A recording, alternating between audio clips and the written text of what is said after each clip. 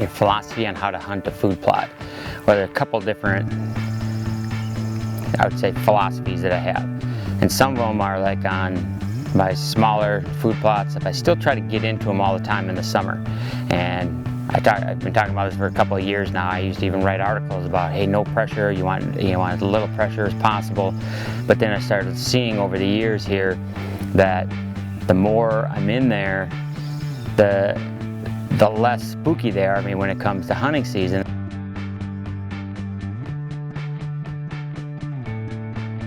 Most times people can get to the plot before the deer are there. Right. But getting out is where the problem's going to be. And if you're blowing them out every time, eventually they're going to quit, or either they're going to just come at night. They're not going to be comfortable. So. Yep. And like on that other little one, a lot of them we do have just, you can pop right out and go right down the bottom and without spooking them. Like on some of our bigger fields, theirs you just don't have the opportunity to. So those are the ones that, like I talked about at our house, there's some that I just try to come to every day like this, like 2 times a week at least here, so they get used to you in those fields. And a lot of times, like we can feed here during the summer, but not during the hunting season. So you saw the feeders out there, I usually go run them and I'll put some sugar beet crush or something, some attractant in there, and you can see by the cameras over the weeks that the minute I leave, it's like bear hunting. They go hit the feeder again, and there'll be pictures of deer right there. So they get used to me being in those bigger fields. And so I never go in the timber, and I don't really come into these small fields. And I don't even have a camera in here. So like these fields that are small, I need to have entrance and exits. Okay, I can get in and out without any deer knowing, or nothing spooking them.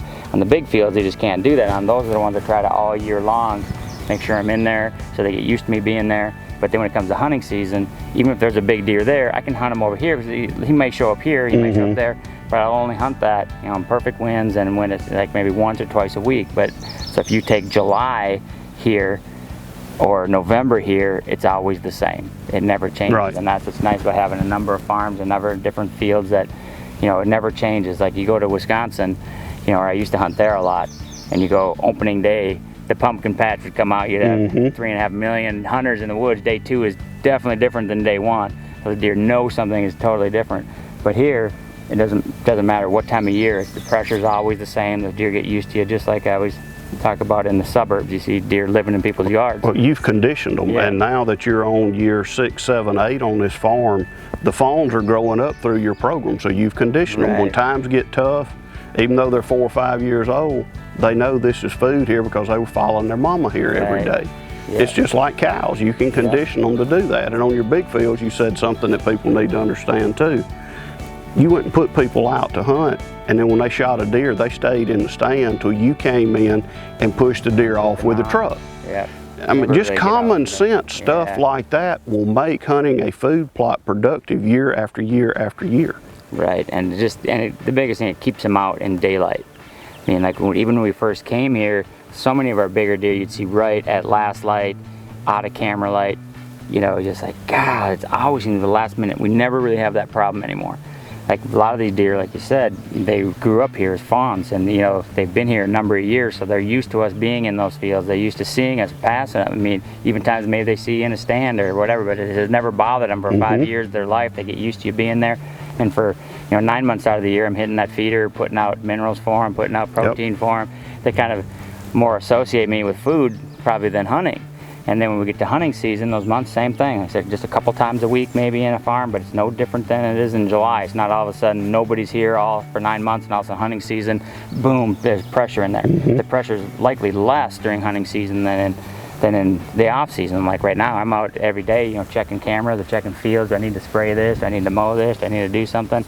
But it's like consistent pressure, and you look at the suburbs, there's deer that live right in people's yards. It's not because there's no pressure, there's people live there. They're conditioned there all to. The time. This is like they've never been bothered. And that's why I want these deer to feel on our farms, like, yeah, there's people around here all the time, but we've never been bothered. And I think if you leave them for 9 months without any people in there, then when you start going in there, they're like, oh, something is wrong, we'll start coming out later. But when there's people in there all the time, but it's never bothered them for 9 months, for those 3 months, yep, there's people in here now and there, but I'm still nothing's bothering me until they're 6 years old, and all of a sudden, whoa, I have a problem right now. That's what you want, Yeah, it's too late by the time they determine that there's a problem there. Right. So, but it seems like it's worked. Maybe, I don't know if it works everywhere. Like we were just talking about in Alabama, how spooky the deer are there and stuff, but here, you know, but you can still apply those same principles, whether it's here or Mississippi or Alabama or Illinois or Missouri.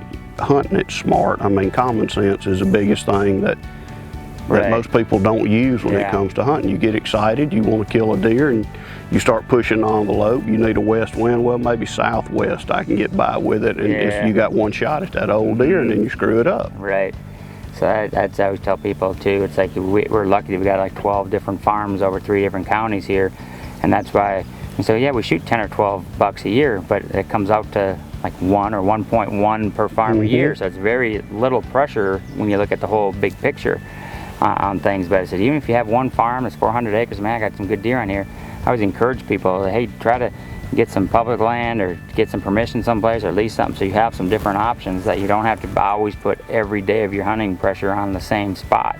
And for us, I mean, like I killed that gnarls in here 6-7 years ago. I've never hunted this field again since then, and I don't know that anybody else really has either. Even though we'll get pictures of some of those deer in there, but you know, I haven't found a deer that I particularly wanted to hunt on this farm again. Even though there's been some good deer. Tiffany killed Wally. I mean, it was a 190-inch deer, and I killed the one we call the Big 9, and some of them on here. But you know, I have a deer on other farms I want to hunt. So that's just telling you, you don't.